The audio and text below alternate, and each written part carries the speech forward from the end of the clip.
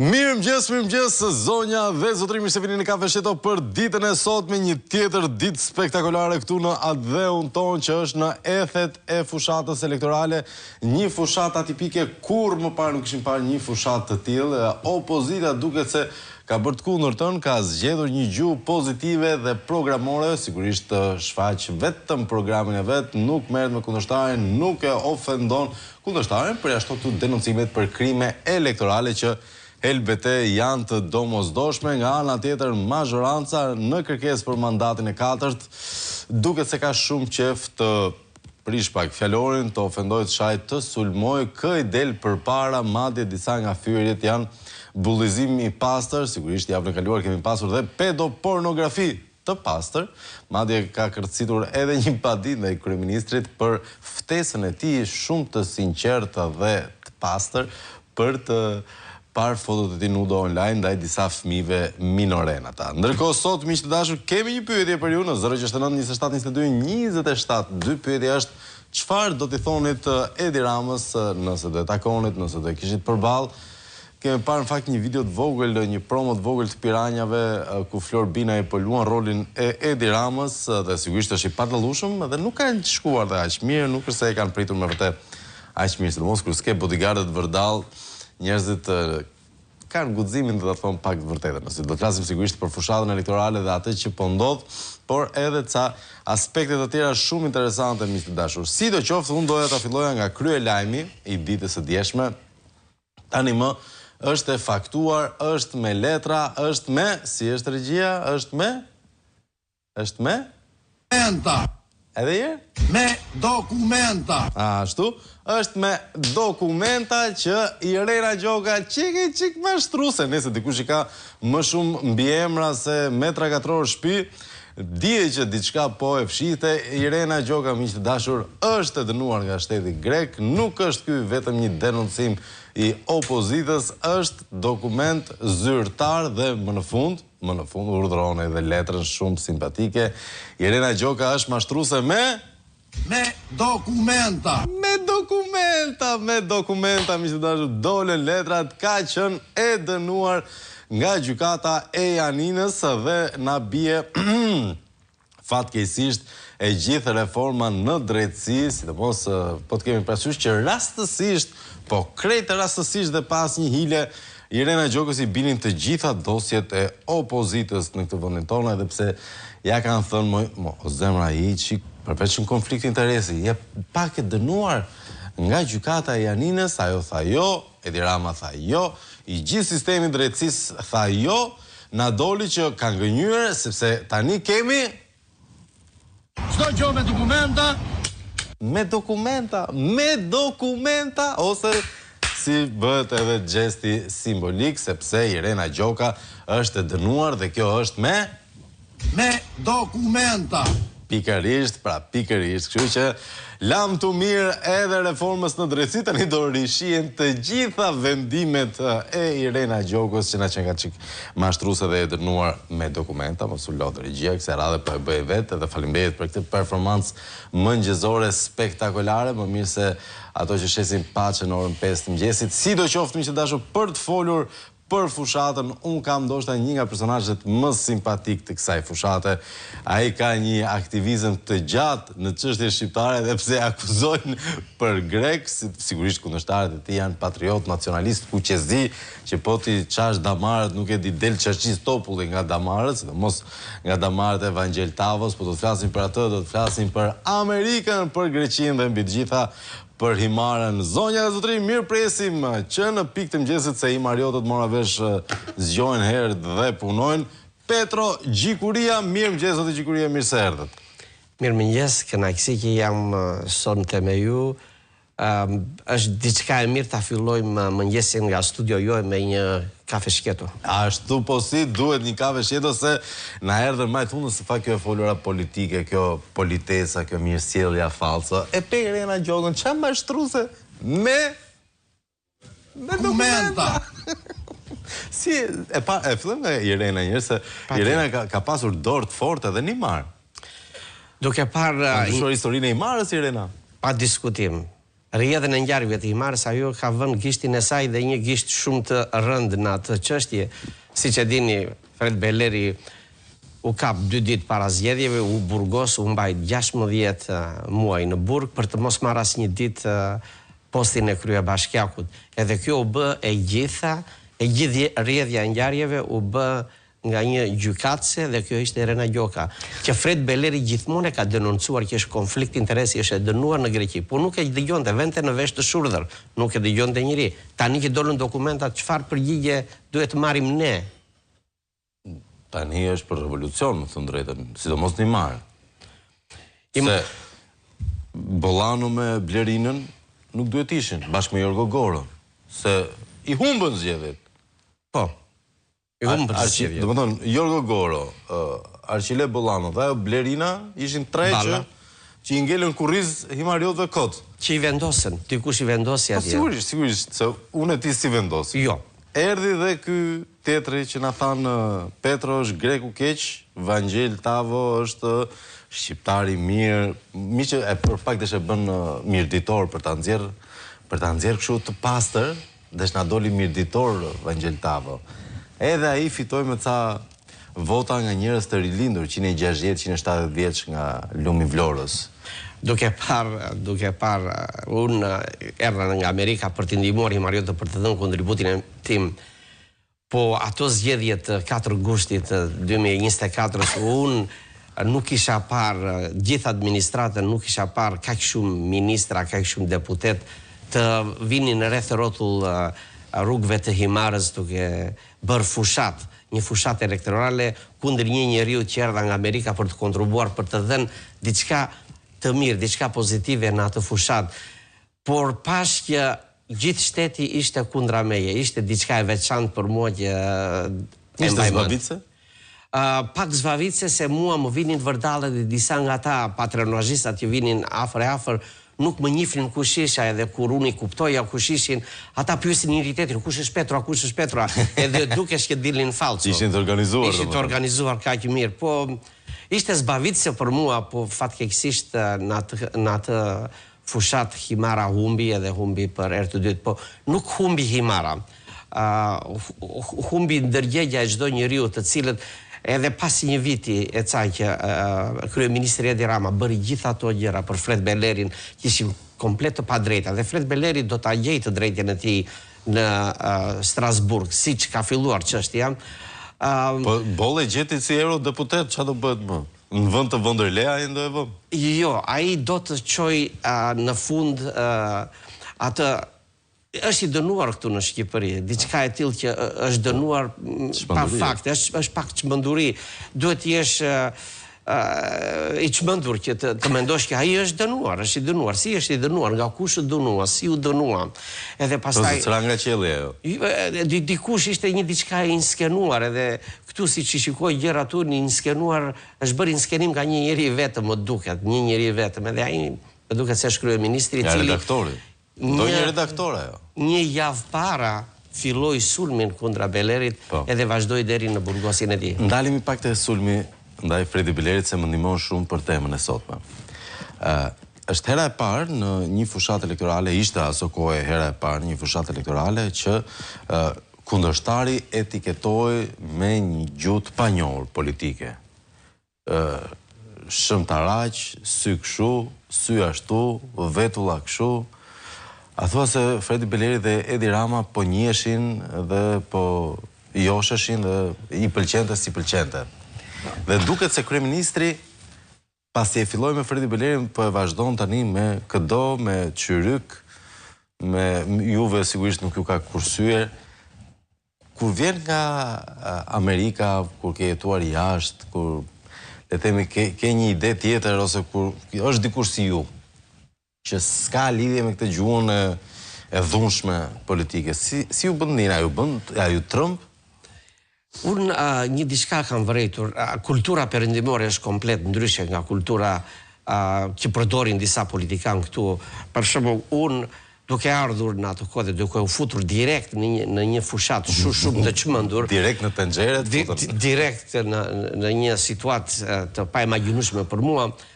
Po ta fillojmë nga Beleri me atë gjuhë që përdoret e kryeministri sotëm përdor atë gjuhë kur e di që është në humbje, kur shikon që numrat nuk janë anë e tij, përdor armën tjetër që ka, armën e talljes, se me sa duket njerëzve u pëlqen kur tall njërin ose tall tjetrin. Se radhe ka tall dhe njerëzit shumë. Ka tallur dhe njerëzit, i ka thonë të gjithëve qyryk, edhe në Sarand, pardje më zuri dhe mua në gojë. Si qyryk, po unë nuk jam qyryk, kemi një mosh me kryeministrin e Shqipërisë, edhe në qoftë se do të shikoj se kush është qyryk, po të na vësh ballë për ballë, ose të vim këtu në studio dhe të bëjmë push-up, do bëjmë më shumë se ai. Një mosh kemi. Po unë nuk do të futem në këto gjërat e vogla, këto janë gjëra dytësore, ne kemi gjëra shumë të tjera për të folur për ekonominë, ç'a i bëhet këtij vendit, si është ka ta ndisur kështu ky vend, që është një vend i vogël i bekuar, në mes të Evropës jemi në mes të Evropës, po jemi kaq larg. Absolutisht. Megjithatë, zoti Gjiguria, ju keni një ndeshmëri intelektuale që duhet theksuar. Para se ju të ishit kandidat i opozitës për zgjedhjet e Imarës, para se të ishit kandidat i opozitës për qarkun e Vlorës, ju ishit një aktivist i distancuar i diasporës. E megjithatë, në ditën e parë të historisë suaj, jo politike, por publike, ju e keni nisur për fatin tuaj të keq me përplasje me kryeministrin. Tani, një pjesë e madhe e publikut nuk e mban mend atë samitin famkeq të diasporës, po unë e di si i kujtohet njerëzve, e di si kujtohet. 600.000 euro për paçe pilaf Pandeli Majko. Ka qenë një tender fenomenal ky. Pas asaj e shkri Ministrinë e Diasporës, bëri dhe ato lekët pandi edhe e harruan që kishte diasporë. Ju megjithatë në atë takim, në atë summit famkeq, patët një, le të themi, fërkim, përplasje, si do e quhenit? Unë në atë kohë... E kishit përballë Edi Ramën dhe i bët një pyetje. Po, e kisha përballë në atë kohë, erdha i ftuar për atë summit, edhe në Pallatin e Kongreseve u bë një mbledhje. Atëherë si ishit greku keq? Jo, si ishte atëherë më ftuar si shqiptar i mirë. Si shqiptar i mirë.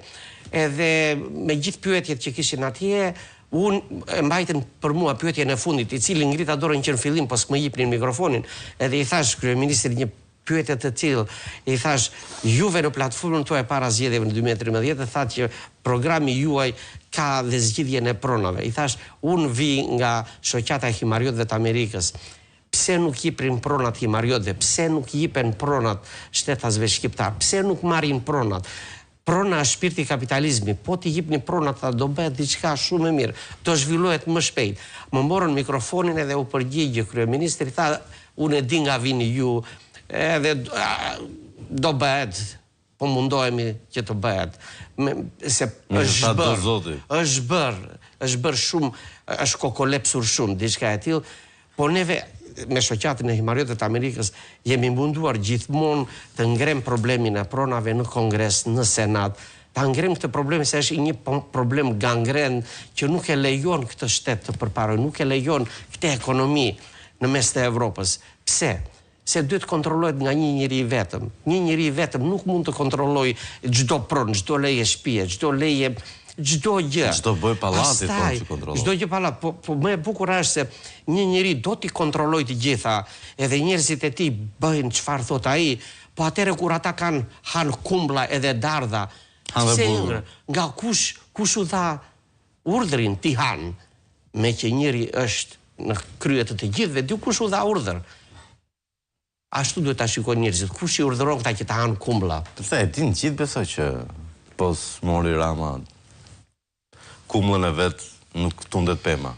Atë nuk mund ta them. Nuk mund ta thoni. Dakor, nuk mund ta thoni pëlqen që jeni korrekt, po na mësoi një çik fushata Trumpit që ca gjëra duhet më ia thënë dhe në sy se majt hundës të vjen ndonjëherë.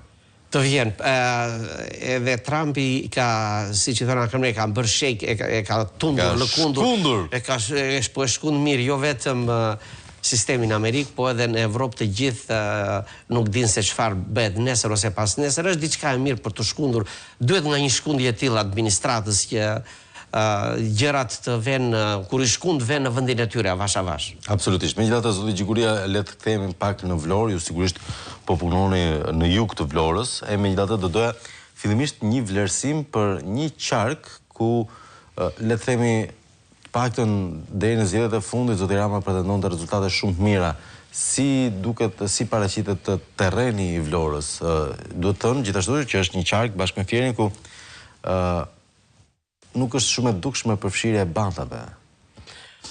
Në Vlorë atë që vërej unë nga fushata e më parshme e cila gjitha administrata ishte atje, është një fushat që të gjithë po marrin erë të ndryshimit. Ndryshimi vjen edhe duket unë kudo që vete që flas me njerëzit, e kuptoj që më vinë edhe ata të tjerët që nuk janë të deklaruar, dashamirës, vinë kur unë futem në makinë për tikur, edhe më thonë, Petro ti e djali mirë, ne për ty do votoj, por nuk dalim kështu. Me fjalë akoma është frika. Më bën shumë përshtypje se është frika. Unë edhe thash në dje që isha në Finiq tek fshatrat minoritare, edhe kur u fola u thash në Amerikë zgjedhjet bëhen të martën e parë të nëndorit. Duhet të mendoj njëri pse bëhen të martën, këtu bëhen të dielën. Bëhen të martën se amerikanët kanë të premten mbasdite, të shtunën, të dielën, të hënën mund të marrin pushim, kanë edhe të martën pushim se janë zgjedhjet, bëjnë një weekend të madh 4-5 ditë, është ditë feste. Kur vete për votuar voton për veten tënde, voton ndryshimin që ti do. Është ditë lufte. Nuk është ditë lufte, voton. Këtu bëhet e diel. Edhe njerëzit disa mund të mos dalin të votojnë, thonë kanë ditë pushim, duhet të rinë të qetësojnë me familjen. Por nuk është ky thelbi kryesor pse bëhet të martën, pse bëhet të dielën këtu. Po problemi është njerëzit këtu nuk kanë kuptuar se sa forcë kanë me votën e tyre. Tani luftrat, ndryshimet e mëdha nuk bëhen me luftra më, bëhen me vot. Vota jote është arma më e fuqishme për të ndryshuar diçka për veten tënde, për të ardhmen e fëmijëve të tu. Në Angli ishte kandidati me më pak shanse Nigel Farage, megjithatë mjaftoi pak mbështetje nga Trump edhe duket se doli forcë e parë në Angli pas ndoshta një shekulli, nuk e di, ndoshta për herë të parë në historinë e vet Reform UK. Në Vlorë duket pak më vështirë se Mbretëria e Bashkuar. Në Mbreti është më afër fushës. Në Vlorë situata është më mirë. Unë diçka vura re, për shembull, kryeministri sot ishte gjithmonë në Vlorë. Vlorë ne kishte bastion të socialistëve, kishte arritur deri 8-4, edhe nga shtatori thoshte që do vete 9-3. Tani kur shikosh një lëvizje të tillë të kryeministrit i cili largohet nga Vlora edhe vjen në Tiranë, ai është 2 hapa para çdo njeriu. Ai ka nuhatje, e nuhatja atje do humbasi 1 ose 2 deputet, edhe nuk do të largohet nga Vlora humbës. Mendimi im personal, prandaj është larguar. Pra i humb 2 mandate po thoni. Të paktën 1 mandat pa diskutim, se numrat janë atje, po të shikojmë numrat e 21-shin, po të ishte me koalicion me LSI-n e atërshme, ishin 6.700 vota që u dojgjën edhe 2.500 të Partisë Demokratike, ishte për 1 mandat. Rezultati në qoftë ishte koalicion, do ishte 7-5. Dhe ul pragu për votat e Partisë Socialiste. Për mandatin e Partisë Socialiste ju desh më pak vota. Më pak vota dhe dolën ata. Me një fjalë, numrat janë atje. Po duhet të themi që këtë 4 vjeçar nuk është bërë asgjë nga Partia Socialiste që të kërkojë edhe një mandat tjetër. Dhe unë lexova një diçka që e kam thënë disa herë, që në qoftë se një qeveri qiret edhe bërtet për të fituar një mandat tjetër në një kohë që këtë shtet e ka afër falimentimet, ka 2 gjëra pse e bën këtë. Arsyeja e parë është se mendojnë se ka dhe gjëra të tjera në këtë shtet për të vjedhur, ose arsyeja e dytë është se kanë frikë burgun. Edhe me sa di unë edhe shikoj, gjysma e kabinetit është në burg dhe gjysma tjetër është e dera dhe troket tek dera e burgut. Kështu më duket mua. Prandaj them që këto çirjet, këto sharjet nuk i përkasin një fushatë demokratike perëndimore. Dita e votave është ditë feste. Absolutisht. Dgjoj, ka ca gjëra që si kuptoj dhe ndoshta kur je jashtë është akoma më vështirë ti kuptosh. Për shembull, ka një konsensus përfshi socialist, demokrat, zogist, ballist, komunist, çfarë do të thotë, ka një konsensus që Edi Rama qeverisë keq. Ka një konsensus që kjo qeveri vjedh. Ne e dim me letra, me dokumenta, po kam përshtypjen është edhe për te nesh. E thot KLSH-ja, e thon qytetarët, e thot kushdo. Është shkatruar sistemi i drejtësisë, është shkatruar sistemi administrativ, reforma territoriale administrative, po e kësaj qeverie. Çdo gjë është fokusuar vetëm te një shtetitore, kështu është bërë gjithë jugu, ndërkohë qytetet dhe vendbanimet, pra vendasit janë duke jetuar në mesjet gati. E megjithatë të ndodh të takosh socialist ultra të bindur, nga ata që thonë Edi është më i miri. Si Si vepronim ata, si sillenin ndaj tyre, çfarë u thonë?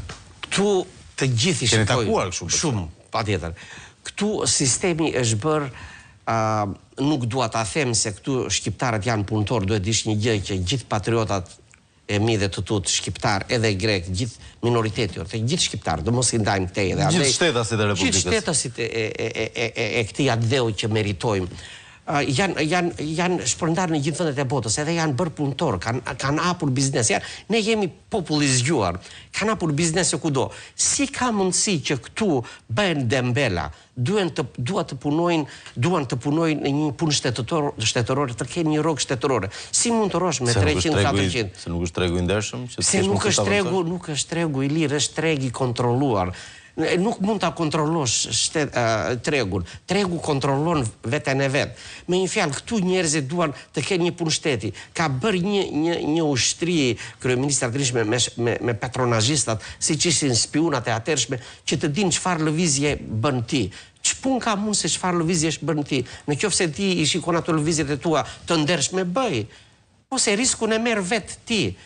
Këtu ky njeri do të kontrolloj çdo gjë, diçka që në një kapitalizëm nuk duhet të kontrollohet. Çike majt, është pjesa e tij ultra e majt kjo.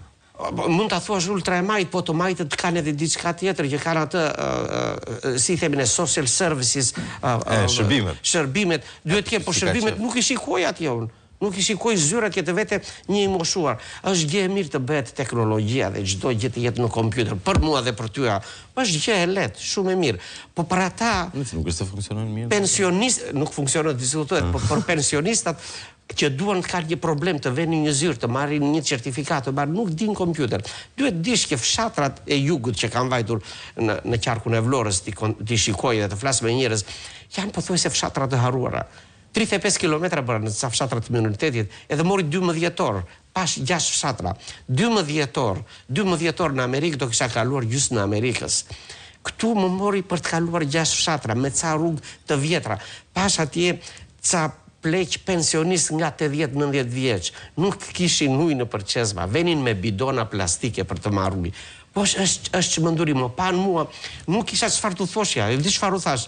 U thash, më vjen mirë që erdha.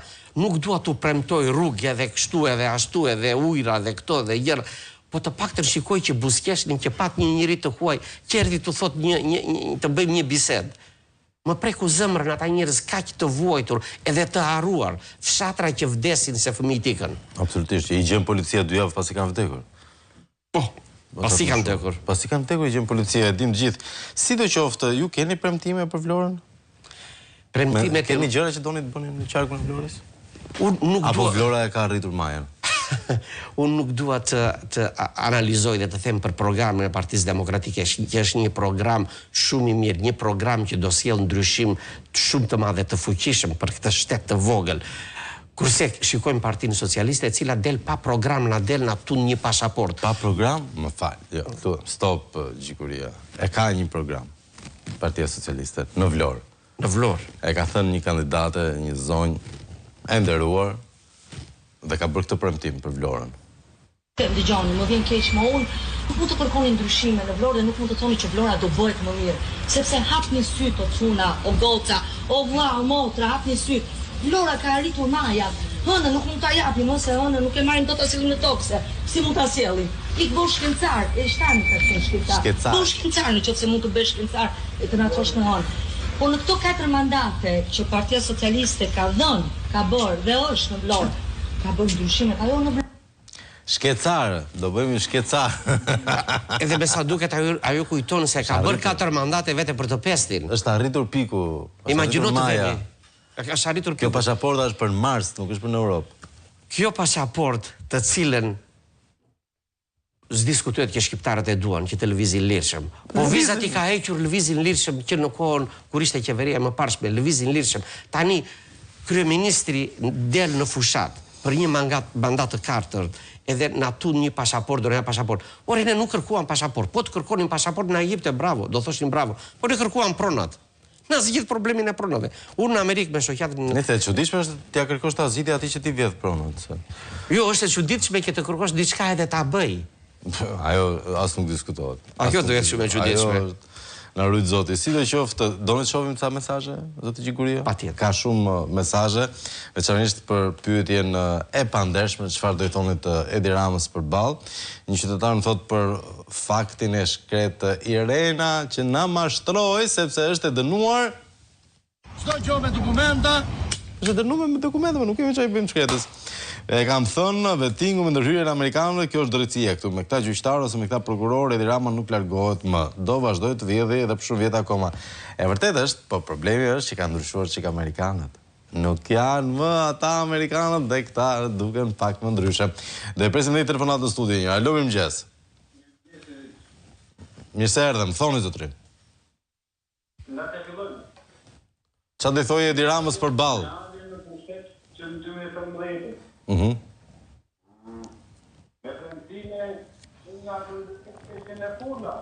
Po.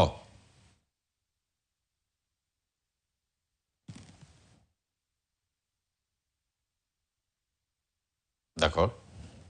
Siguria nuk e ishte asnjë pikë asnjë presje. Në ato që tha. Kam përshtypjen se nuk e dëgjuat këtë pjesë. Nuk është dakord me ju, thot? Lutem, cila e audio në studio, regjia? Nuk e ishte asnjë pikë asnjë presje zoti Siguria. Dhe për punën e bashkëpunimit me bandat. Që edhe në pushtetin e bandat, që edhe që ta mund të mbronin edhe mund të intimidonin dhe votën e shqiptarëve. Po.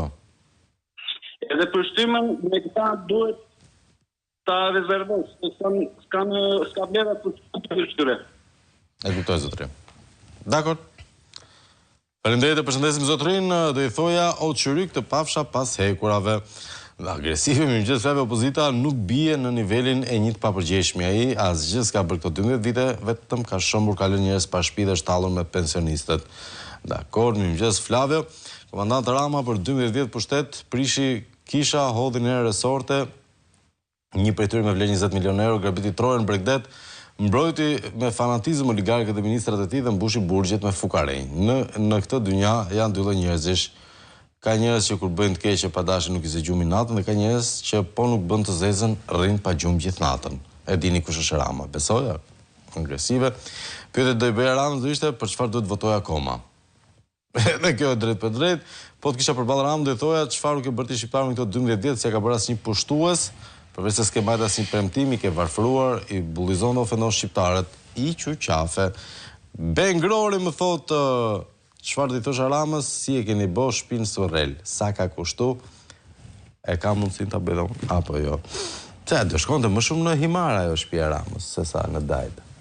Po, atje do dukesh mirë. Nuk përputhet me lokacione. Me relievin e zonës. Me Himarës do shkonte me ato brek të gurë. Pak janë bërë në Himar?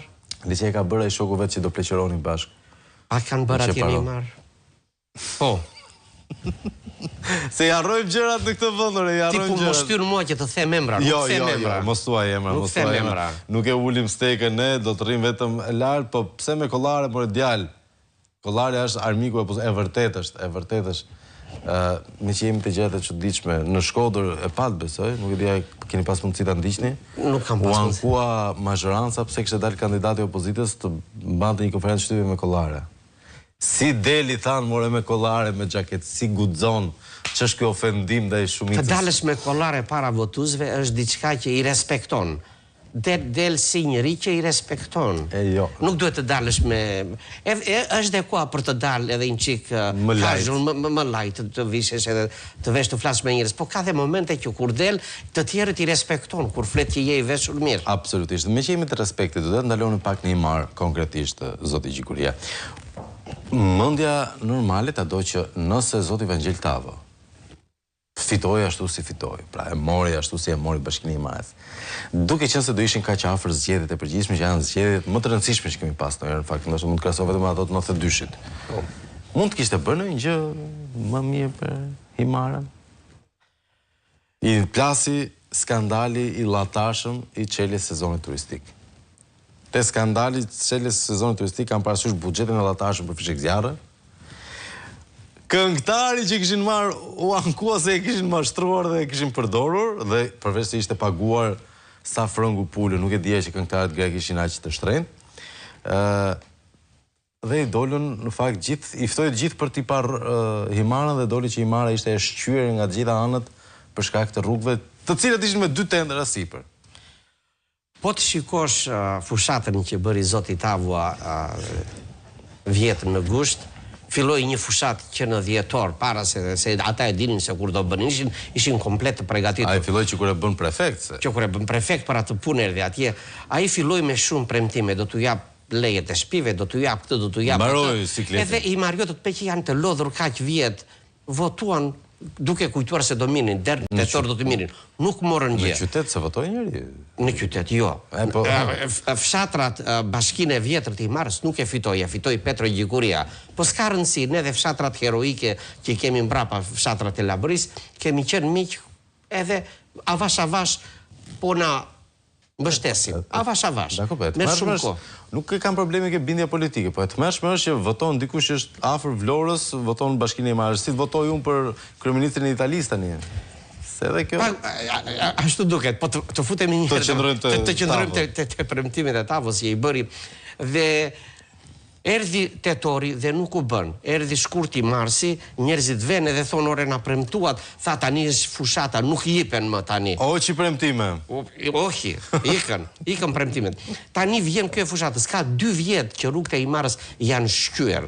Janë shkyer edhe Himara është mbytur nga balta dhe nga pluhur 2 vjet. Bizneset duhet kanë 3 muaj në behar që të mbledhin ato të ardhurat për të jetuar për gjithë vitin, edhe rrugët janë të shkyera. Po çfarë u bë? Një diçka e bukur që u bë atje.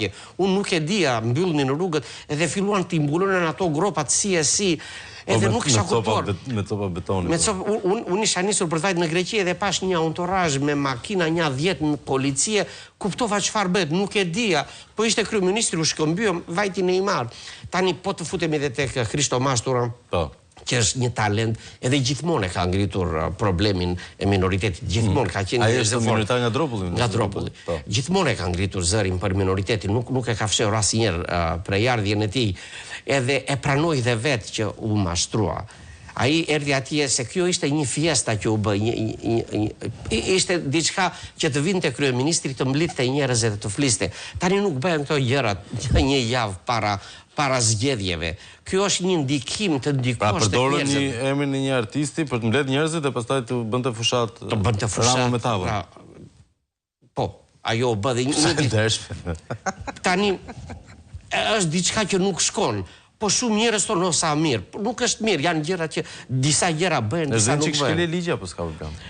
Është pak, po problemi që më vret mua një çik më shumë është ajo shumë maramendse. Tani 15 e 18 në Amerikë kur festojnë 4th of July, nuk ka kaq 15-20 minuta fireworks. 45 ishte Himara. Unë fatkeqësisht nuk isha udhëtoja. Po kaq minuta këto në vend që të shtrojmë rrugët, të bëjmë diçka. Të rregullojmë disa rrugë, që të hapet sezoni dhe të vinë turistat, që të na vinë përsëri. Jo të vinë turistat thotë çfarë bëhet këtu dhe të ikin. Nëse hapim faqet e famshme të udhëtimit TripAdvisor, Booking.com, deti shumë mirë, hotelet shumë mirë, rrugët skandal. Ky është komenti për Himarën. Po kjo është diçka që na vret dhe ne ndërgjegjen. Çdo gjë e kemi të mirë se na e dha Perëndia, jo se e bëm ne të mirë. Ato që kemi në dorë ne ti bëjmë të mira, nuk i bëjmë. Por nuk i bëjmë fare. A kjo është e keqja. Keni komunikuar më me Vangel Tavon pasi është kryetar bashkie? Jo, nuk kam komunikuar. Po me kundërshtarët tuaj të drejt për drejt në qarkun e Vlorës nga ana e Partisë Socialiste? Jo, edhe këtë nuk kam para asnjëri. Kjo më bën shumë përshtypje. Kjo është çike çuditshme. Se nuk e di kur punojnë ata njerëz. Po më duket se ata punojnë natën, se unë ditën kam takuar vetëm në fshatrat minoritare, njëherë kundërshtarin tim, një tjetër minoritar, vetëm atë jemi shkëmbyer me makina, njëherë ishim në një festë edhe rastisë unë isha atje erdhi, dham dorën, i urova suksese, por të tjerë nuk kam parë. Është e çuditshme, kur punojnë ata e din. A keni frikë nga modifikimi i votës në këto zgjedhje dhe mbi të gjitha edhe për votën e diasporës kanë filluar le themi ca komente? Unë isha në Greqi, isha në Athinë dhe kisha një miting atje me patriot minoritar që më ftuan, ishin pothuajse 300 veta, edhe problemi tyre kryesor ishte se marrin shumë telefonata nga njerëz që u thonë kur t'u vinë letrat na mirëni në telefon që t'i mbushin para tyre me premtime të ndryshme që nuk dua të futem në details. Po këto premtimet edhe disa duke ditur që nuk duan të votojnë atje ku i thonë të votojnë, i nisin dhe pastaj kanë kërcënime të tjera si votuat, kë votuat, nga votuat. S'kanë që i bënë me votës për... Nuk është presioni këtu, është presioni atje më i madhë. Kanë patronazhistët e tyre dhe atje, po thonë. Kanë një sistem shumë të ratifikuar, një sistem vjedhjeje të pa imagjinueshme që mendja ime dhe jotja, unë nuk e imagjinoj dot, që ata mendojnë kaq thellë vetëm për të bërë diçka të palikshme. Po shkelin ligjin në Greqi, po shkelin ligjin në Shqipëri, në Itali kudo ku ka diasporë, a mendon do ketë një faturë kjo? Kjo do ketë një faturë se duhet të dish një diçka.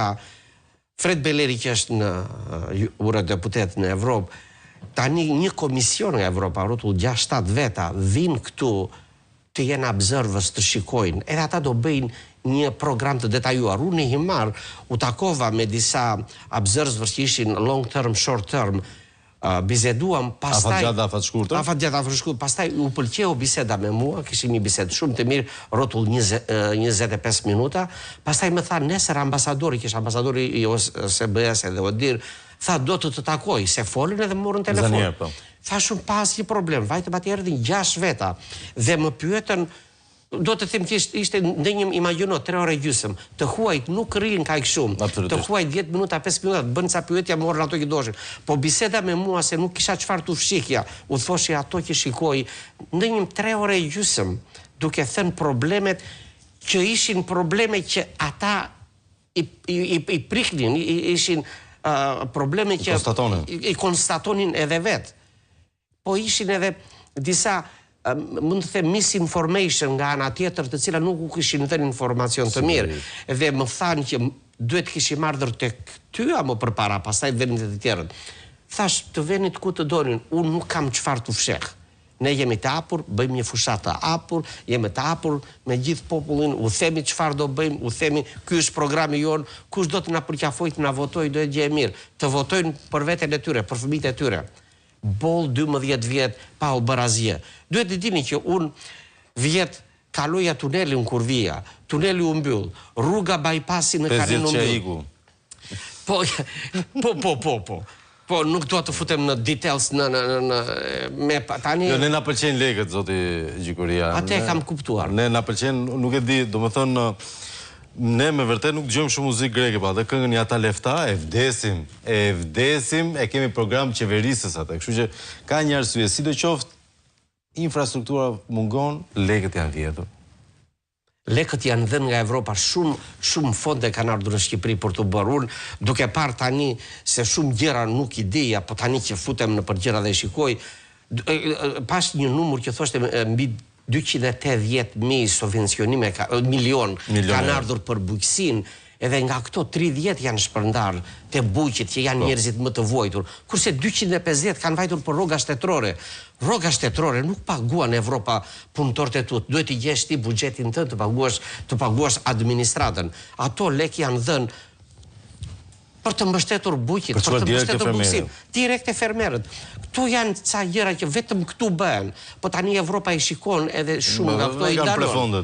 Po fondet priten se duhet ven atje ku thonë ata, jo atje ku ne duam t'i qojmë. është diçka, po të thosha për tunelin dhe për rrugën e Llogaras, imagjino tani, gjithë jetën time kalonin nga ato 5 ktesat e Llogaras, bëje 3 orë, 4 orë me autobus në ato kohë, tani me makinë e bëm për 1 orë e gjysmë, 2 orë. Hapet tuneli, hapet bypassi, vjen në Fier për 45 minuta. U mësuan njerëzit me 45 minuta. Mbyllet tuneli, mbyllet bypassi, vjen prap për 3 orë në Vlorë. Ajo është një pakënaqësi që njerëzit tani e shikojnë, ore venim kaq shpejt, tani vemi prap ashtu. Kosta abuzime. Kjo është ajo mërzitja që shikojnë njerëzit, se pan diçka më të mirë edhe prap i ktheve mbrapa. Infrastruktura këtu është bërë për të vjedhur, është bërë sipërfaqësore. Më falë që e them këtë po, sipërfaqësore. Mos u shqetësoni shumë se na pëlqen gjuha drejt për drejt, zoti Gjikuria. Një telefonat kemi tani në linjë. Alo, mirëmëngjes.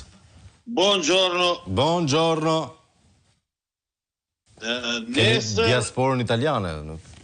Nesër avionin e kam Në orën 1. Pse? Bashkë me gruan, se nuk ma aprovuan. Se nuk lanë votojë nga diaspora. Nuk ma aprovuan bëra kërkesën për të votuar këtu, nuk ma aprovuan. Edhe u detyrova të pres biletët. E kuptova. Që nja 5 ditë të mira në Shqipëri, di që do t'i thebe dinarës? Çfarë? 77, 37, 313. E kuptova. E ky është një problem tjetër nga diaspora. Falenderojmë zotërin, po. Që konstatova dhe unë, edhe në Amerikë, nusja ime dhe fëmijët për të regjistruar, për të votuar, sistemi i nxirr të jashtë 3, 4, 5 herë. Tani, këta janë të rinjt, mund të venë prapë për të plotësuar letrat, po atë moshuarit nuk vën për herë 2, vën 2 herë, 3 herë, pastaj nuk vën. Po disa herë do ta bëje 4 ditë rresht. Nuk e di sistemi. Ishte shumë e pamundur për të regjistruar. Prandaj shikon një numër shumë të vogël nga Amerika që janë regjistruar. Në Amerikë jetojnë mbi 200-300 mijë shqiptar, edhe të gjithë janë të angazhuar, po janë edhe të zënë me punëra. Nuk kanë kohë. Të la Amerika të rishke kafe lagjës. Je futur në sistem. Absolutisht. Pyetja e fundit për Petro Gjikurin, si del rezultati në nivel vendi dhe qarku? Po të kesh parasysh me të thënat e kryeministrit që filloi që nga shtatori kishte filluar me 100 ca 115, 90. E faloi zbriti vajti 80, 84, tani ka vajtur te 70, 71. Kjo se kryeministri thotë që 70, 71 duhet të dimë që nuk merr më shumë se 66, 68. Alla ndryshimi vjen, është një ndryshim që i duhet këtij vendi, se ky nuk është atë që ne meritojmë. Duhet të vi ndryshimi. Po të ishte 12 dhe 16 vjetë, diçka e mirë për një politikan të rinte në karike, të bësh dhe në Amerikë. Amerika përparon se 8 vjetë janë. 8 vjetë ke shumë kohë për të bërë shumë gjëra. Në kjo se kalon 12 vjetë, pastaj bën filtron me autokracinë. Kafiro, fillon të tjerë të hanë kumbla, shikojnë majtas, djatas, nuk shikojnë para, edhe kështu në vend t'i vesh para, shikojnë mbrapa. Dhe me që e provokuat vetë, zotë Gjikuria, dhe me që keni spilën aty, pyetja pas pyetjes fundit është, do na ndihmojnë çik këta amerikanët apo si kanë halli? Këtu strategu Kris Laçevitaqi ka ardhur këtu për të mbështetur dhe për të bërë drejtori i kësaj fushate. Imagjinoj, ai bëri një fushatë shumë të madhe në Amerikë dhe fitoi Donald Trump, që ishte pak e vështirë në sytë e botës, po atje fillon të ndryshimi, nuk do vi këtu që të humbas. Është këtu se e di që ky popull do ndryshimin. E ka parë, siç e shikoj dhe unë të sytë e njerëzve, duan ndryshimin. Ka ardhur koha për ndryshim. Unë do të them shqiptarëve, votoni ndryshimin, votoni për fëmijët tuaj. Votoni për të ardhmen e fëmijëve tuaj të kthehen këtu, që të mos ngelen fshatrat bosh. E vlerësoj qëndrimin tuaj dhe mbi të gjitha personazhin tuaj, zotë Gjikuria, një personazh i paqët në një panoramë politike goxha agresive dhe sigurisht ju uroj një fushatë të mbarë për aq ditë sa ka ngelur dhe mbi të gjitha votat paprekura. Ky është urimi për kandidatët e opozitës. Votat që janë për ju le t'i gëzoni të paprekura sa të qofshin. Ju falenderoj për urimin edhe shifemi mbas votave. Shifemi me 12 maj, miq të dashur, e falenderojmë zotin Petro Gjikuria, ju uroj ditë të mbarë. Ne kalojmë në shkëputje publicitare, rikthehemi menjëherë pas pak, mesazhet i kam gati edhe telefonatat gjithashtu.